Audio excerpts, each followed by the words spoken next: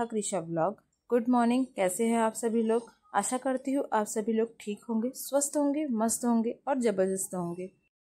यहाँ चल रही है नवरात्रि की साफ सफाई। हमने ऑलरेडी बेडरूम और हॉल पहले ही कर लिया था। अब मैं यहाँ पर किचन को साफ कर रही हूँ, तभी ये डीप क्लीनिंग हो पाती है। तो आज मैं यहाँ पर किचन को आज पूरा अच्छे से क्लीन करने वाली हूँ। ऐसे तो हम रोज़ ही साफ़ सफाई करते रहते हैं कुछ ना कुछ, लेकिन कुछ ऐसे डीप क्लीनिंग होती है जो हम हर रोज़ नहीं हो पाती है। उसे आज मैंने ठान लिया है कि आज मैं किचन का पूरा कोना कोना साफ़ करने वाली हूँ। इसलिए सबसे पहले मैंने यहाँ पर शुरुआत किया है किचन में खाना। तो यहाँ आज मैंने सुबह उठते ही पहले किचन के सारे खाना वगैरह बना लिया है। खाना बनाने के बाद सारे बर्तनों को भी मैंने धो लिया है। कृषा को ट्यूशन भेज के बाकी सब लोग अभी अपने अपने काम पर चले गए हैं। अब मैं यहाँ पर शुरुआत कर रही हूँ किचन के ऊपर जो भी डब्बे हैं उन सभी को नीचे साबुन लगाकर उन सभी को अच्छे से मांज लिया है और उसके बाद मैं उसे पानी डालकर धो दूंगी ताकि वह अच्छे से क्लीन हो जाए। डब्बे में लगे हुए दाग धब्बे निकल जाते हैं और जो भी चिकनाहट होती है वो निकल जाती है। इसलिए मैंने सारे डब्बों को यहाँ धो लिया है। इसके बाद मैं यहाँ पर क्लीन कर रही हूँ टाइल्स और मार्बल पर भी मैंने साबुन लगाकर उसे अच्छे से घस लिया है, क्योंकि डब्बों को रखने से ना नीचे जो भी तेल के डब्बे वगैरह होते हैं उससे नीचे चिकनाहट हो जाती है। इसलिए मैंने सबको आज अच्छे से साबुन लगाकर अच्छे से रगड़ रगड़ कर घस लिया है। इसके बाद नीचे भी जो गैस वगैरह नीचे जो भी टाइल्स वगैरह है और आसपास की जगह पर भी मैंने साबुन लगा लिया है और अच्छे से रगड़ लिया है। फिर इसे यहाँ पर मैं पानी डालकर इसे धो लूँगी ताकि जो भी दीवार पर साबुन वगैरह लगे हैं टाइल्स पर वो सब निकल जाए। और फिर मैं इसे पोछे से अच्छे से पोंछ दूंगी ताकि उससे पानी वगैरह अच्छे से सूख जाएगा। यह हमारा किचन बहुत बड़ा नहीं है, इसलिए मुझे एक सामान को दूसरी जगह पर रखकर फिर मैं उसे साफ़ कर लेती हूँ और फिर वापस से उस जगह सामान सारे डब्बों को धोकर विंडो पर रख दिया है।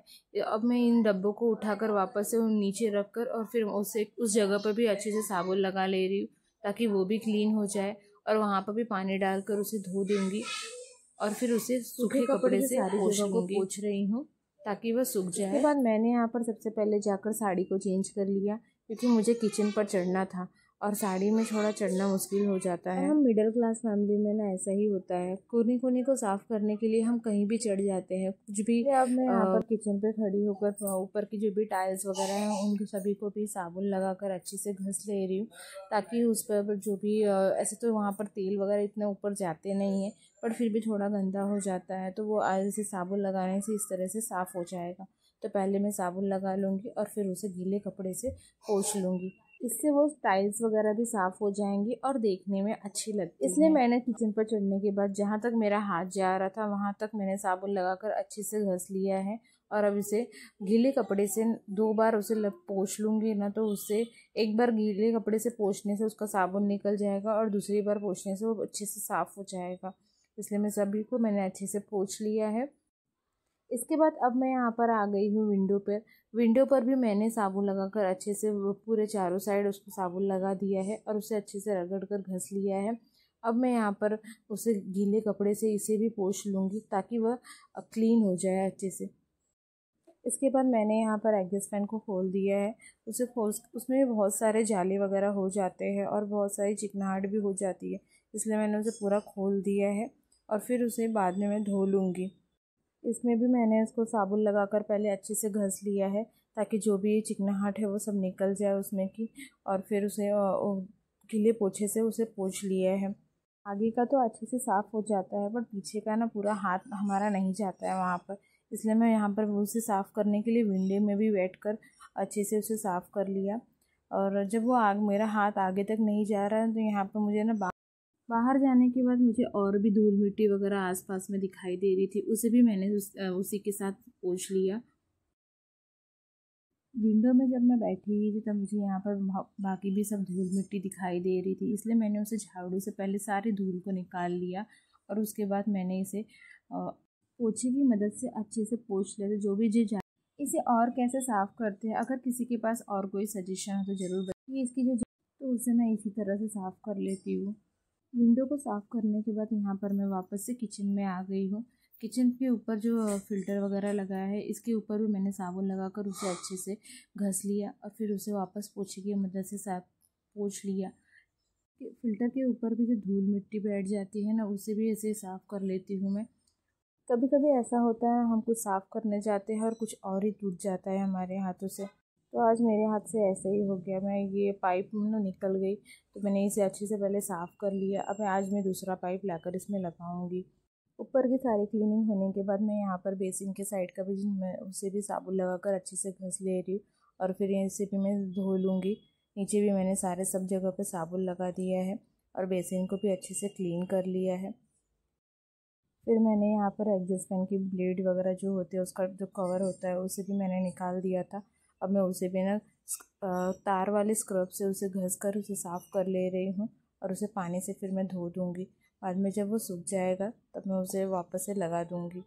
सारे धूल मिट्टी वाली जो भी चीज़ें थी उन सभी को क्लीन करने के बाद मैंने यहाँ पर बेसिन के जो हमारा बेसिन की जो जाली होती है जहाँ से पानी वगैरह जाता है उसे भी मैंने अच्छे से साफ़ कर लिया है। और अब हमारे स्क्रब को भी मैंने साफ़ कर लिया है, धो लिया है उसे अच्छे से।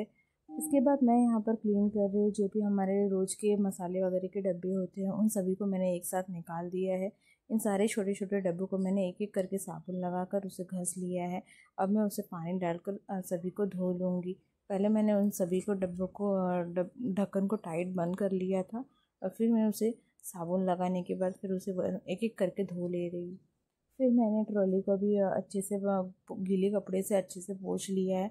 उसमें हमेशा ज़्यादा गीला नहीं करती क्योंकि उसमें जंग वगैरह लग जाते हैं, इसलिए इस तरह गीले कपड़े से मैं उसे अच्छे से पोंछ लेती हूँ ताकि वह जल्दी से सूख भी जाए। और फिर मैं अपने मसाले के डब्बे को जो भी हैं उन सभी को वापस रख देती हूँ।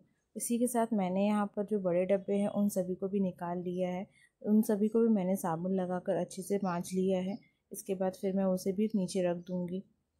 ट्रॉली के नीचे भी कुछ कचरे वगैरह हो जाते हैं जो हम हर दिन नहीं साफ़ कर पाते, उसे भी मैंने पोछे की मदद से अंदर पोछा डालकर अच्छे से पोंछ लिया है। फिर सभी बड़े डब्बों को मैंने साबुन लगाकर उन्हें भी धो लिया है। इसके बाद मैं यहाँ पर जो भी हमारे चम्मच और बड़े बड़े चम्मच छोटे चम्मच जो भी है उन सभी को मैंने एक थाली में बड़ी थाली में निकाल लिया है, ताकि हम इसे छोटे छोटे ऐसे एक एक निकालते हैं ना तो ये यहाँ वहाँ गिर जाते हैं, इसलिए मैंने इकट्ठा उन सभी को एक साथ रख लिया है। और जो भी गिलास वगैरह है छोटे बड़े गिलास इन सभी को भी मैंने इसी के साथ रख लिया है। और इन सभी को मैं वापस पहले अच्छे से पोंछ लूँगी गीले कपड़े से, उसके बाद मैं इसे वापस से यहाँ पर से रख दूँगी। सारे डब्बों को क्लीन करने के बाद मैंने उसे अच्छे सूखे कपड़े से पोंछ लिया था। उसके बाद मैंने उन सभी को उनकी जगह पर रख दिया है। एक बार सभी को क्लीन कर लो तो फिर इस तरह से देखने में बहुत अच्छा लगता है। जब हर फिर एग्जॉस्ट फैन को भी मैंने वापस से फिट कर दिया है उसके ब्लेड वगैरह को सूखे कपड़े से पोंछने के बाद। किचन के प्लेटफॉर्म की क्लीनिंग होने के बाद मैं यहाँ पर दीवार पर भी साबुन लगाकर उसे अच्छे से घस ले रही हूँ, क्योंकि छोटे बच्चों की आदत होती है वो बुक में लिखने से ज़्यादा दीवार पर भी लिखते हैं। तो मेरी बेटी भी का भी यही काम है, वो दीवार पर पेंसिल से या चॉक वगैरह जो भी उसे हाथ में रहता है उससे दीवार पर कभी कभी लिखती है। तो मैं उसे यहाँ पर घस कर निकाल ले रही हूँ, और फिर उसे इस तरह से पानी डालकर धो ले रही हूँ जिससे वो जो भी मैंने साबुन लगाया वो सब निकल जाएंगे। और फिर गीले कपड़े से मैं उसे पोंछ लूँगी। नीचे जहाँ तक मेरा हाथ गया है वहाँ तक मैंने साबुन लगाकर अच्छे से घस लिया है। ऊपर का मैंने ऐसे ही बस हाँ गीले कपड़े से सबको पोंछ लिया है, जिससे वो ऊपर के जो भी जाली वगैरह होते हैं वो साफ़ हो जाते हैं। पहले इसे मैंने झाड़ू से ही जाले वगैरह निकाल दिए थे, अब मैं उसे सिर्फ गीले पोछे की मदद से पोंछ ले रही हूँ। इससे ये दीवार वगैरह भी साफ़ हो जाती है। इस तरह से मैंने यहाँ पर सभी को एक एक करके पोंछ लिया है। अब मैं यहाँ पर नीचे की भी क्लीनिंग कर लूँगी। नीचे भी मैंने पोछा वगैरह मार लिया है। आप देख सकते हैं यहाँ किचन मेरा कितना अच्छा साफ़ सुथरा दिख रहा है। सभी को मैंने अच्छे से आज साफ़ कर लिया है। इसके बाद मैं यहाँ पर नहा कर भी आ गई हूँ। यहाँ हॉल में मम्मी ने कुछ नाश्ता वगैरह मंगाया था। हम सभी वही बैठ के नाश्ता अभी कर रहे हैं। मम्मी फ़ोन पर बात कर रहे हैं। सभी को सारे काम ख़त्म करने के बाद मैं यहाँ पर आ गई हूँ बेडरूम में सिलाई करने के लिए। ब्लाउज़ का थोड़ा सा काम बाकी रह गया था, उसे मैं अभी यहाँ पर ब्लाउज़ सिल रही हूँ। उसमें कुछ लेस वगैरह लगाना था, उसे यहाँ पर लगा रही हूँ।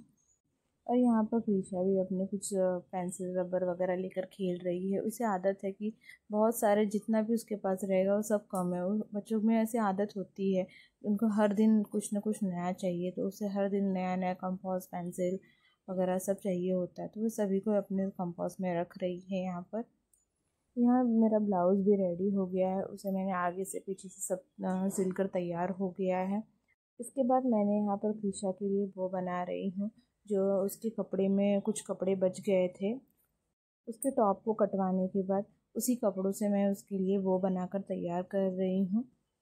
शाम हो गई है तो मम्मी यहाँ पर जो भी कपड़े हैं उन सभी को यहाँ पर घर फोल्ड कर रहे हैं बैठकर साथ में ही, और कृषा नीचे खेल रही है, मैं सिलाई कर रही हूँ।